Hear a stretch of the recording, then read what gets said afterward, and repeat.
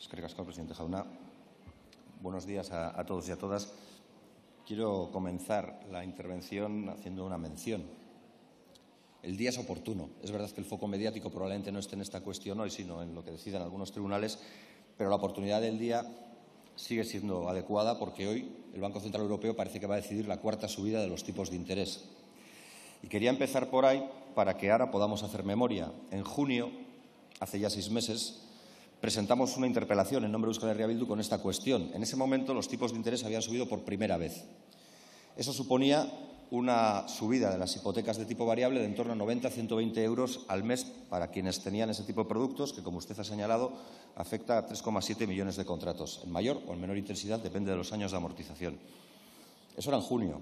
En septiembre presentamos o le hicimos una pregunta en pleno porque ya se había producido la segunda subida de los tipos de interés y, por tanto, la cantidad a pagar por cada hogar que tenía suscrita una hipoteca de este tipo ya había aumentado de los 90 a 120 a los 120 a 288 euros. Hoy nos enfrentamos a la cuarta subida de los tipos de interés. 6 meses han pasado para que podamos tener encima de la mesa alguna propuesta que haga frente a una realidad que ya se ha descrito y que todos conocemos, que es la del aumento de la carestía de la vida con los mismos salarios. Es decir, con el mismo dinero de antes tenemos que hacer frente a muchos más gastos de los que antes teníamos. Y esa es la foto de la realidad. Una realidad que no hace sino aumentarse para desgracia, diría, que de la mayoría, una instantánea que refleja que el 40% del presupuesto de las familias o de muchas familias se va en las hipotecas. En el caso de las familias con bajos ingresos, más del 50%. Y todo esto es una realidad en la que, como digo, el Banco Central Europeo sigue subiendo los tipos de interés para seguir amasando más dinero. ¿Y qué se ha hecho desde este Gobierno? Se han hecho cosas, pero vamos a ver la dimensión de las cosas que se han hecho. Gobiernos anteriores le dieron a la banca 60.600 millones de euros al sector financiero para reestructurarlo, para sanearlo, dinero de todos y de todas, 60.600 millones de euros, y no se ha recuperado ni un euro. Por contra, se ha puesto un impuesto a la banca que recupera o recepta 1.500 millones de euros y tenemos que aguantar los lamentos de la banca porque les parece que estamos interviniendo para debilitar sus márgenes de beneficio. Esa es una foto de la realidad que demuestra que la acción de Gobierno, aun pudiendo ir en la buena dirección, se muestra del todo insuficiente.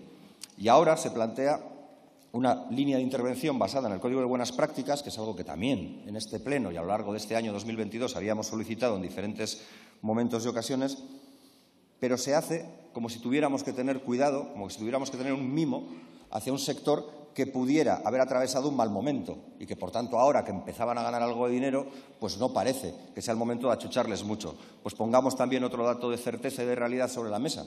Digamos que en el año 2021, cuando los tipos de interés estaban en negativo o en cero, ganaron 21.000 millones de euros. No parece que sea una ganancia que no deseara nadie. Es más, lo ganaron con prácticas que no entrarían en ningún código de buenas prácticas, comisiones abusivas, obligaciones de suscribir paquetes financieros añadidos al de cualquier préstamo para poder acceder a unas condiciones de préstamo más o menos razonables, etcétera. Por tanto, estas medidas, aun señalando que no nos parecen mal, nos parecen insuficientes. Y se lo decimos con claridad y también con un punto de decepción. Es decir, 6 meses para presentar esto nos parece que es nuevamente poner tiritas ante una herida que es sangrante. Se lo decíamos antes y se lo decimos ahora. Se trata de actuar. Y se trata de actuar porque la banca ha ganado mucho dinero. Alguien ha dicho que la banca siempre gana. Igual es el momento que nos planteemos por qué gana siempre la banca y qué hacemos el poder público para que la banca siempre gane en un Estado que se dice social y democrático de derecho. ¿Por qué tenemos tanto miedo a la intervención pública en el sector bancario? ¿Por qué tenemos tanto miedo a la intervención pública en los sectores productivos o no tan productivos? Por tanto, ¿que lo que se plantea está bien? Sí. ¿Es suficiente? En absoluto, porque la realidad, como le decía, por desgracia para todos y para todas, es bastante más cruda y más dura que lo que estas medidas van a suponer en su carácter paliativo. Está bien que se prohíban los desahucios sin alternativa habitacional, por supuesto, pero eso está bien porque las fuerzas de izquierda han provocado y han empujado que eso se produzca. Esto no lo ha promovido la banca, esto no ha salido de la reflexión de la banca. ¿Está bien que haya un código de buenas prácticas? Sí. ¿Pero este Código de Buenas Prácticas es lo ambicioso y lo justo que debiera ser? No. Se lo acaban de señalar y este es un Código de Buenas Prácticas al que uno se adhiere de manera voluntaria. Es verdad que se ha arreglado que lo que antes eran cesiones a entidades ligadas a esa entidad bancaria no les exima de las obligaciones del Código de Buenas Prácticas. Eso es un paso adelante, está bien. Pero no es suficiente, porque también sabemos que en estos momentos y en este tiempo, cuando hay gente que quiere novar su hipoteca para pasarla de variable a fija, le están obligando a contratar paquetes financieros complementarios. O que cuando quiere poder acogerse a una medida como la que plantean ustedes con el aplazamiento, que no congelación, lo que le están pidiendo es que contrate paquetes financieros añadidos para poder acogerse. Y eso está pasando en entidades bancarias de este país y el Gobierno tendría que decir algo. Tendría que decir algo ante eso que está pasando. Porque alguien decía aquí también que la peor hipoteca que tiene este Gobierno, o sea, que la peor hipoteca que tienen los ciudadanos y ciudadanas es este Gobierno. Supongo que porque buscarían otra alternativa. Casi como hablamos del Código de Buenas Prácticas, podemos decir que yo no sé si la acción de este Gobierno es la mejor o la peor en términos hipotecarios para la ciudadanía. Sí sé que la del Fondo de Inversiones Adanero, que sería la filial subsidiaria, sería bastante peor. Pero en cualquier caso, y voy finalizando, se lo decíamos en la pregunta, en la interpelación, en la moción, y se lo podemos volver a repetir hoy. La frase no es nuestra, es de Mark Twain, el escritor. Él decía que un banquero es un señor que nos presta el paraguas cuando hay sol y nos lo coge o nos lo exige cuando empieza a llover. Pues esa es la realidad con la banca que ven los ciudadanos. Y yo creo que ahí habría que hacer mucho más, y se lo he planteado. Habría que hacer una intervención clara y decidida, que no fuera tan indolora para la banca. Habría que congelar el alza previsto y no solo aplazarlo, porque al final lo que estamos haciendo es que la gente se hipoteque de por vida. Y lo estamos haciendo en una realidad en la que a nadie en la que nadie puede sustraerse a la necesidad de tener una cuenta bancaria, una cuenta corriente para domiciliar sus pagos, para recibir su nómina, para todo.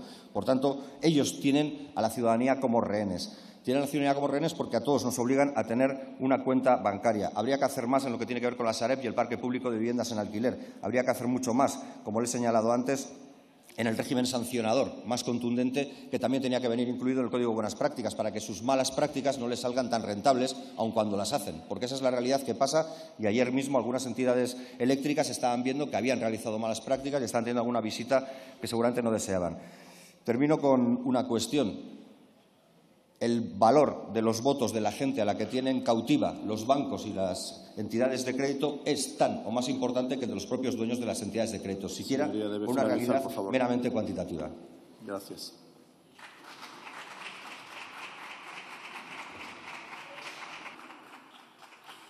Por el Grupo Parlamentario